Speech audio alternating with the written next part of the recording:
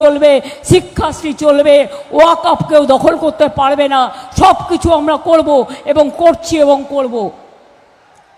দীর্ঘদিনের আপনাদের দাবি ছিল যে দ্বারকা নদীর ওপর একটা স্থায়ী সেতু নির্মাণ। আমরা ইতিমধ্যে সেতু সিদ্ধান্ত নিয়েছি এবং আমাদের প্রিলিমিনারি প্রজেক্ট রিপোর্টও তৈরি হয়ে গেছে। খরচ পড়বে 56 কোটি টাকার বেশি। নির্বাচনের পরেই, নির্বাচনের জন্য কাজটা শুরু করতে পারিনি, নির্বাচনের পরেই এই সেতুর কাজ শুরু হবে। এই সেতুটি নির্মিত হলে বীরভূম জেলার মোহাম্মদ বাজার সংলগ্ন এলাকা সেকেন্ডা বিশেষ করে সেকেন্ডা এবং পুরাতন গ্রাম থেকে সেকেন্ডা এই সেতুটি হবে।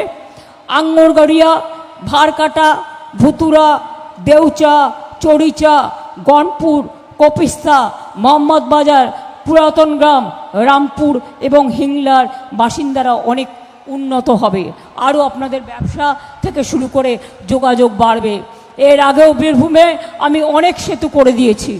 একেবারে বীরভূমে কেন্দুলি, জয়দেব কেন্দুলি সেতু থেকে শুরু করে একতারা বিধান থেকে শুরু করে তারা বিধান থেকে শুরু করে তারাপীঠের উন্নয়ন থেকে শুরু করে পাথর চাপড়ির উন্নয়ন থেকে শুরু করে কঙ্কালী তালা থেকে শুরু করে নলাটেশ্বরী থেকে শুরু করে বক্রেশ্বর বাবা শিব মন্দির থেকে শুরু করে সবটাই আমরা করে দিয়েছি। আগামী দিনও বিশ্বাস রাখুন।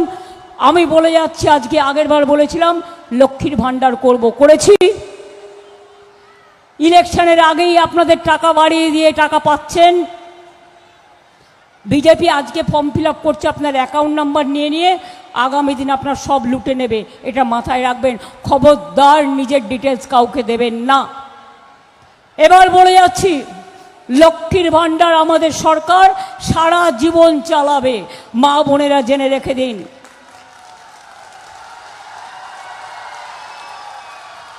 দুই, যুবসাথীরা যারা নাম অ্যাপ্লাই করেছেন সবাই টাকা পাবেন।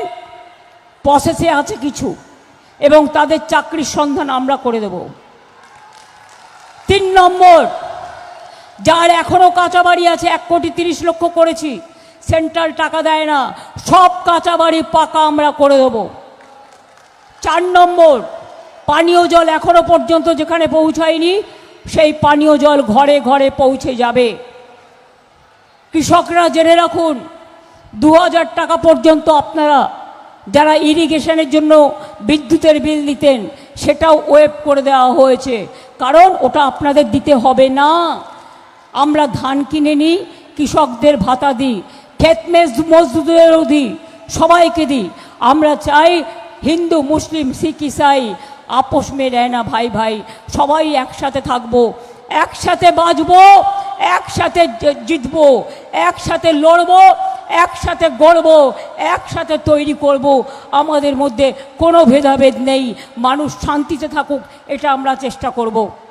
ইলেকশনের আগে অনেককে অ্যারেস্ট করার পরিকল্পনা করেছে, লিস্ট আমি পেয়ে গেছি। আমরাও কোর্টে যাব এবং আমরাও জেনে রাখুন প্রত্যেকটা কেসে ইঞ্চিতে ইঞ্চিতে লড়ব। ইলেকশন কমিশনের নামে যে লিস্ট বাজারে বেরিয়েছে, আমি কোনো একটা জায়গা থেকে একটা সংবাদ মাধ্যমের থ্রুতে লিস্টটা আমি পেয়েছি। শুধু তৃণমূল কংগ্রেসকে টার্গেট করেছে। তৃণমূল কংগ্রেসের সব চোর আর বিজেপি সব সাধু। এই বীরভূমের নেতা একজন লড়ছে, কোটি কোটি টাকা কয়লার থেকে খায় এবং আমি জানি তার নামও কি, ভদ্রতা করে বলছি না। এই 2 বছরে 3-4 বছরের মধ্যে কোটি কোটি টাকা সম্পত্তি করেছে। তার কাছে কারা টাকা পাঠায় সেটাও আমি জানি।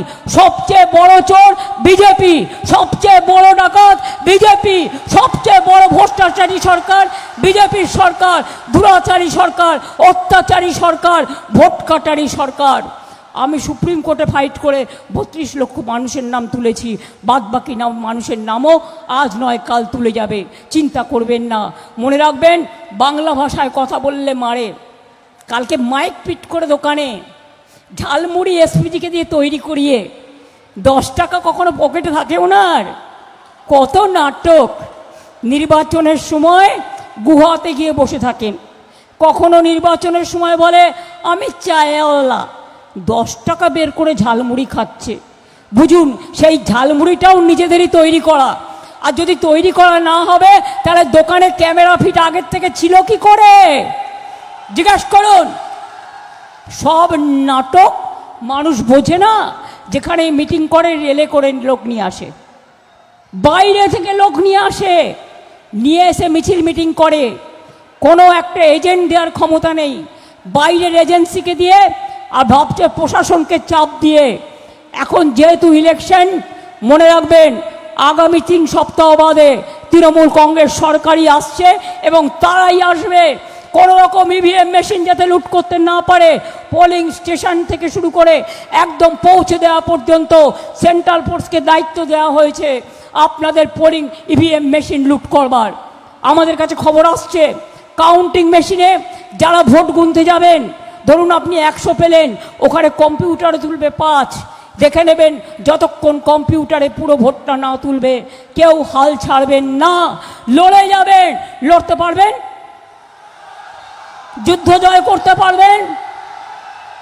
মা বোনেরা সকাল সকাল রান্না করে, ভোটের দিন আর কাউন্টিংয়ের দিন দরকার হলে রান্না হবে না, আগের দিন রান্না করে ভাতে জল দিয়ে রাখুন, পান্তা ভাত খান। কিন্তু বিজেপিকে শায়েস্তা করবার জন্য মা বোনেরা আমার সহযোগী, ভাইরা আপনাদের পাশে থাকবে। আমি যদি যোদ্ধা হই, বোনেরা আমার সহযোদ্ধা, মা বোনেরা আমার সহযোদ্ধা, আর ভাইরা আমার পাশে থাকবে। আমি এইটুকু বলে সবাইকে বলি, এবারে নির্বাচনে বিজেপিকে হারিয়ে আমি দিল্লিতে বিজেপিকে হারাতে চাই। তাই আপনাদের সমর্থন, আপনাদের দোয়া, আপনাদের আশীর্বাদ, শুভকামনা, একটা ভোটও যেন অন্য কোথাও না যায় তৃণমূল কংগ্রেস ছাড়া, জোড়া ফুল ছাড়া।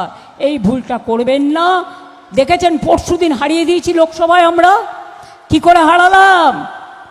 মহিলা বিল নয়, মহিলা বিল পাশ হয়ে গেছে 2023 সালের 25শে সেপ্টেম্বর। মহিলাদের জন্য নোটিফিকেশন করেনি, সামনে রেখেছে মহিলা, পেছনে ছিল ময়লা। ডিলিমিটেশন করার নামে বাংলা ভাগ করা, দেশ ভাগ করা আর এনআরসি করা। অত বোকা আমরা, আমরা বুঝি ধর্মের কল বাতাসে নড়ে। এবার হেরেছ, তোমাদের পতন শুরু হয়ে গেছে, অহংকারের পতন, ঔদ্ধত্যের পতন। আর আজকে যারা বিজেপির কথাই চলছে, আমি পরিষ্কার বলে দিই, আগামী দিন যেখানেই থাকো খুঁজে বের করব, আর নারকেলের নাড়ু তো খাওয়াবো। আমি এইটুকু বলে বলবো, সকাল সকাল ভোট দিন, নিজের ভোট নিজে দিন, জোড়া ফুলে ভোট দিন, তৃণমূলকে ভোট দিন, বিজেপিকে পরাস্ত করে দিন। যতই করো হামলা, এবার হবে ভোট বাক্সে বদলা।